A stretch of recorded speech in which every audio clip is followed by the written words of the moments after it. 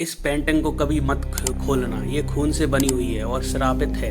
अगर ऐसा किया तो तबाही आ जाएगी। ऋषि ने वो 40 साल पुराना खत पढ़ा जो उसे अपनी दादी के सीक्रेट रूम से मिला था, जहां वो खुद आज 25 सालों बाद आया था। हालांकि अब उसकी दादी जीवित नहीं थी और ये कमरा दादी के जीवित रहने कभी खुल भी नहीं पाया, सिवाय दादी के। किसी को भी अंदर जाने की इजाजत नहीं थी। बचपन से ही ऋषि को इस कमरे को लेकर उत्सुकता होती, पर वो कुछ कर नहीं पाता। आज इतने सालों बाद जब वो अपने कमरों के साथ अपने पितृक गांव और आया तो अचानक उसे इस बंद कमरे का ध्यान आया और ऊपर बेहद ही नजरों से बचाकर रखी गई एक लोहे की संदूक को उसने निकाला, जिसमें से एक दुखी आदमी की मुंह खुली हुई पेंटिंग बनी हुई थी, जो पूरी तरह से सील की हुई थी और लाल रंग की थी। उसी के पास ऋषि को भी वो चिट्ठी मिली थी जिसने उसने अभी अभी पढ़ा था। ये सब बकवास और अंधविश्वास है। भला ही इतनी लाजवाब पेंटिंग साबित कैसे हो सकती है? वो उस पेंटिंग को देखकर मन ही मन बोला और उसने उसे खोल दिया और लाकर अपने ड्राइंग रूम में लगा दिया। ऋषि की पत्नी ने भी उसे मना किया, पर उसने उसकी बातों पर ध्यान नहीं दिया। पिछले कुछ दिनों से ऋषि को उसके घर में अजीब सी मनहूसियत का आभास हो रहा था। आज सुबह की उसका 12 साल का बेटा अचानक ही सीढ़ियों से गिर पड़ा और उसे गंभीर चोट आई और इस वक्त वो कोमा में था। ऋषि को कुछ समझ नहीं आ रहा था कि उसके साथ अचानक एक क्या हो रहा है। आज अमावस्या थी और ऋषि अकेला था, क्योंकि उसकी पत्नी उसके बेटे के लिए अस्पताल में ही रुकी हुई थी। आधी रात का समय था। ऋषि अपने कमरे में सो रहा था कि तभी उसे किसी आदमी के सिसकने और रुदन भरे स्वर में रोने की आवाजें सुनाई पड़ी। वो आवाज इतनी छीण थी कि ऋषि का मन घबराने लगा। वो उठकर अपने कानों में दोनों हाथ रखते हुए उस आवाज की दिशा में जाने लगा। जैसे जैसे वो ड्राइंग रूम के करीब आ रहा था, वैसे वैसे आवाज और भी भयानक होती जा रही थी और आखिर ऋषि उस आवाज तक पहुंच ही गया और साथ में उसके रीढ़ की हड्डियों में कंपन भी जाग उठा। वो इस वक्त ठीक उस पेंटिंग के सामने खड़ा था और उस पेंटिंग में चित्रित आदमी अब भयानक रूप से रोदन करता हुआ रो रहा था। उसका फैला हुआ मुंह और भी बड़ा से बड़ा होता जा रहा था और उस पेंटिंग के आदमी की नजर जैसे ही ऋषि पर पड़ी, वो चुप हो गया और फिर एक भयानक आहट उस घर से गूंजा।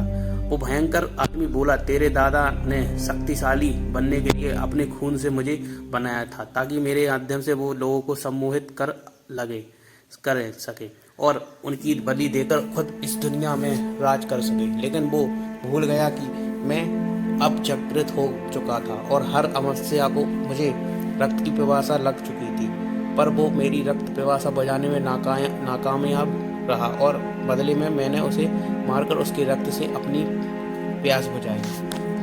पर मैं इधर नहीं रुका। मेरी प्यास बढ़ती ही गई और मैं लोगों को सम्मोहित करता गया। जिसने मेरी तस्वीर अपने घर में लगाई, मैंने उन सभी को सम्मोहित करके उनके रक्त से अपनी प्यास बुझाई और मेरी तस्वीर का रंग दिन ब दिन और भी लाल होता गया।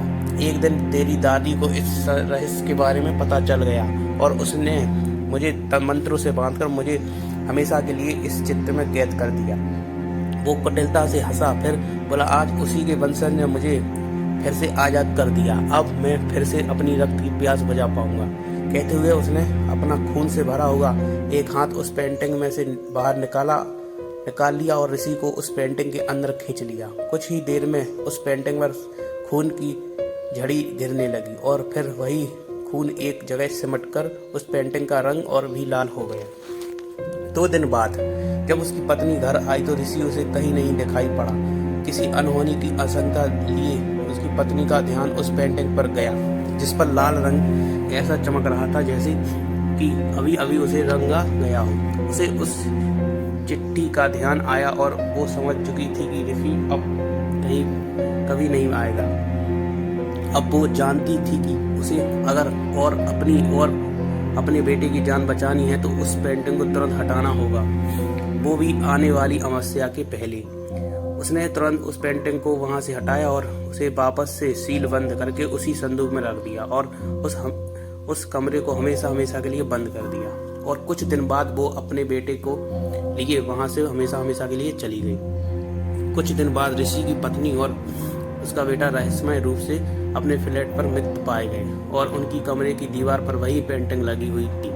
ऋषि की पत्नी ने हड़बड़ी में उसे सील बंद तो कर दिया पर वो मंत्र का धागा बांधना भूल गई और वो पेंटिंग वापस से आजाद हो चुकी थी और उनका पीछा करते करते वो उन दोनों तक आ पहुंची और उन्हें भी मार दिया। अब उस खूनी पेंटिंग का खेल फिर शुरू हो चुका था। ऋषि की दादी ने सही कहा था, यह पेंटिंग तबाही ला सकती है, तबाही।